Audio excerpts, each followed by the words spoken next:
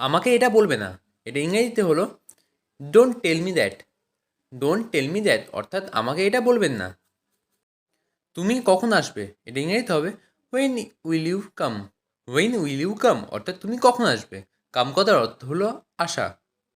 অকারণে রাগ করো না, এটা ইংরেজিতে হবে don't get angry for no reason.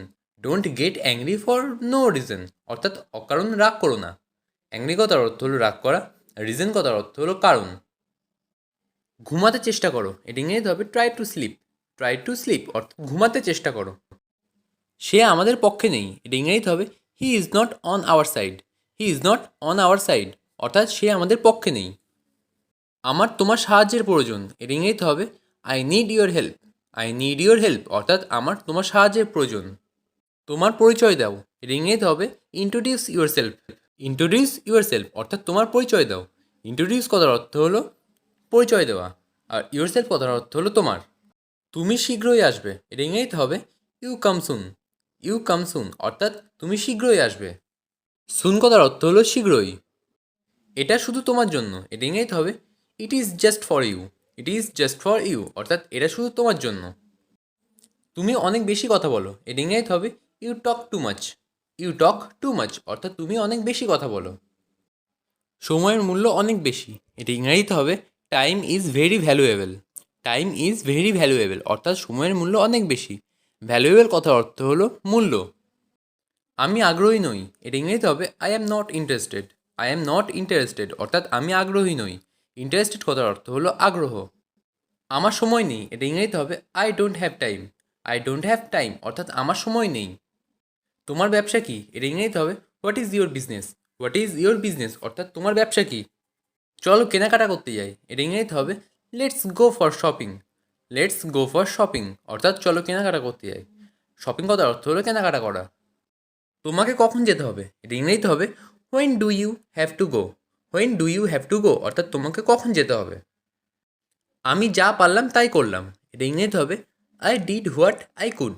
I did what I could অর্থাৎ আমি যা পারলাম তাই করলাম। কোলাহল করো না, এটা ইংরেজিতে হবে don't make a noise. Don't make a noise অর্থাৎ কোলাহল করো না। নয়েজ কথার অর্থ হলো কোলাহল। উত্তেজিত হও না, এর ইংরেজিতে হবে don't get excited. Don't get excited অর্থাৎ উত্তেজিত হও না। এক্সাইটেড কথার অর্থ হলো উত্তেজিত। এখন তোমার পালা, এটা ইংরেজিতে হবে now it is your turn. Now it is your turn অর্থাৎ এখন তোমার পালা। আমি সমস্যার মধ্যে আছি, এটা ইংরেজিতে হবে I M in the midst in of travel. I am in the midst of travel অর্থাৎ আমি সমস্যার মধ্যে আছি।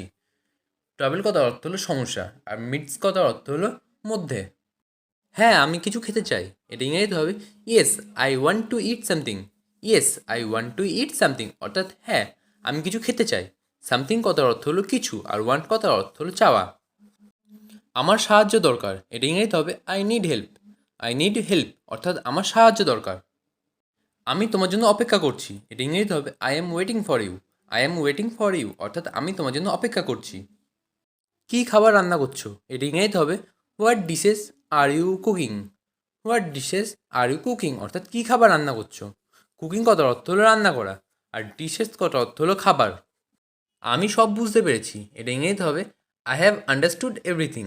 আই হ্যাভ আন্ডারস্টুড এভরিথিং অর্থাৎ আমি সব বুঝতে পেরেছি। আন্ডারস্টুড কথার অর্থ হলো বুঝতে পারা। আমি সম্পূর্ণরূপে সুস্থ, এটা ইংরেজিতে হবে I am completely healthy. I am completely healthy অর্থাৎ আমি সম্পূর্ণরূপে সুস্থ। হেলদি কথার অর্থ হলো সুস্থ, আর কমপ্লিটলি কথার অর্থ হলো সম্পূর্ণরূপে। এটা আমার নিজের সিদ্ধান্ত ছিল, এটা ইংরেজিতে হবে it was my own decision. It was my own decision অর্থাৎ এটা আমার নিজের সিদ্ধান্ত ছিল। ডিসিশন কথার অর্থ হলো সিদ্ধান্ত। সে সবসময় অবাধ্যভাবে কথা বলে, এটা ইংরেজিতে হবে he always speak rudely. He always speaks rudely অর্থাৎ সে সবসময় অবাধ্য হয়ে কথা বলে। স্পিক কথার অর্থ হলো কথা বলা, আর রুডলি কথার অর্থ হলো অবাধ্য। তিনি আমাকে দেখে হাসলেন, এটা ইংরেজিতে হবে he smiled at me. He smiled at me অর্থাৎ তিনি আমাকে দেখে হাসলেন। স্মাইল্ড কথার অর্থ হলো হাসা। এটা নিছক গুজব, এটা ইংরেজিতে হবে it is just a hearsay. It is just a hearsay অর্থাৎ এটা নিছক গুজব। হেয়ারসে কথার অর্থ হলো গুজব। আমি অন্যদিন খাবো, এটা ইংরেজিতে হবে I will it another day. I will it another day অর্থাৎ আমি অন্যদিন খাবো। অ্যানাদার ডে কত অর্থ হলো অন্যদিন খাবো। সে আমার থেকে বয়সে বড়, এটা ইংরেজিতে হবে she is older than me. She is older than me অর্থাৎ সে আমার থেকে বয়সে বড়। ওল্ডার কত অর্থ হলো বড়। এটা দূরে নিয়ে যান, এটা ইংরেজিতে হবে take it away. Take it away অর্থাৎ এটা দূরে নিয়ে যান। অ্যাওয়ে কত অর্থ হলো দূরে। সময়ের সাথে চলুন, এটা ইংরেজিতে হবে move with the time. Move with the time অর্থাৎ সময়ের সাথে চলুন। আপনি কি চা খেতে চান, এটা ইংরেজিতে হবে would you like to have tea. Would you like to have tea অর্থাৎ আপনি কি চা খেতে চান। উত্তর খুঁজুন, এটা ইংরেজিতে হবে find the solution. Find the solution অর্থাৎ উত্তরটি খুঁজুন।